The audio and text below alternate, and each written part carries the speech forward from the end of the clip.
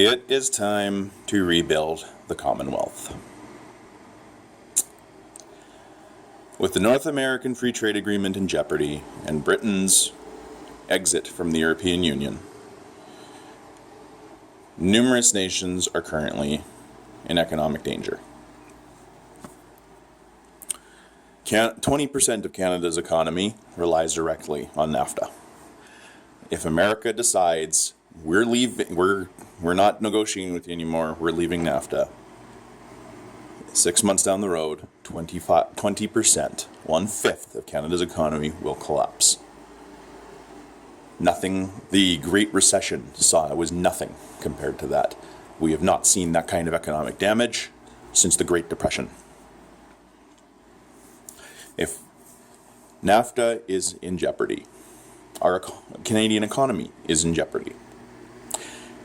And don't think this ends with Donald Trump. Justin Trudeau is not exactly pro-NAFTA, and anti-NAFTA sentiments are growing in both countries. Amusing that it's the Republicans that are anti-NAFTA right now, anti-free trade, but that's another story to talk about the flipping and changing of the Republican and Democrat parties.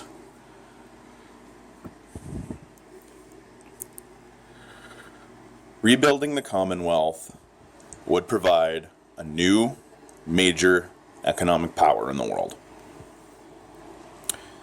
The Canadian economy, the United Kingdom economy, Australia and New Zealand economies totals approximately $5.5 trillion GDP.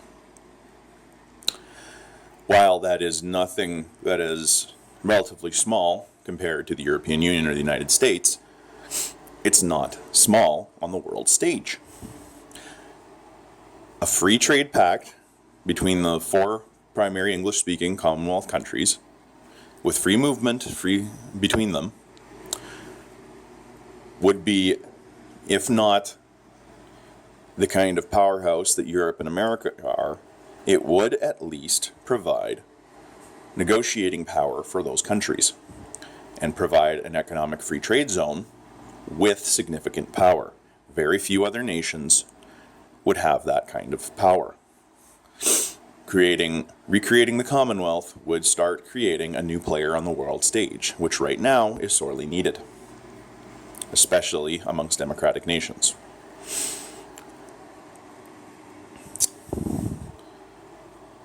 The free trade and free movement proposal being made would be the best possible deal for the UK and Canada, and provide new economic opportunities for both countries as well as Australia and New Zealand.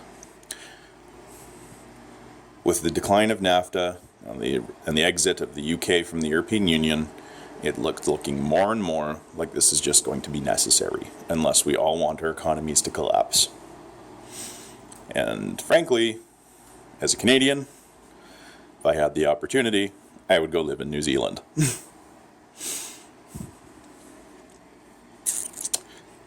Rebuilding the Commonwealth can have numerous goals and numerous results.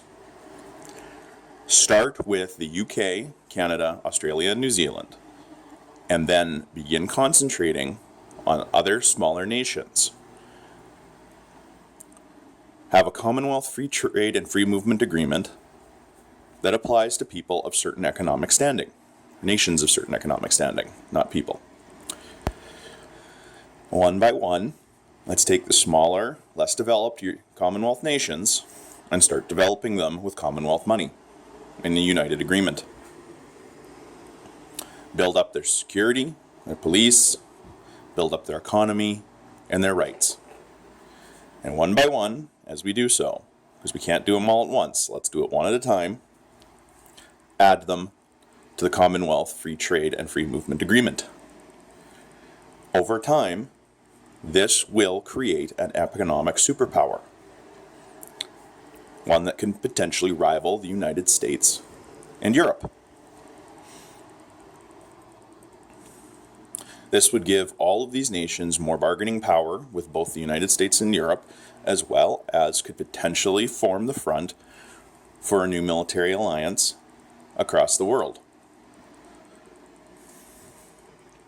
That one we can talk about later.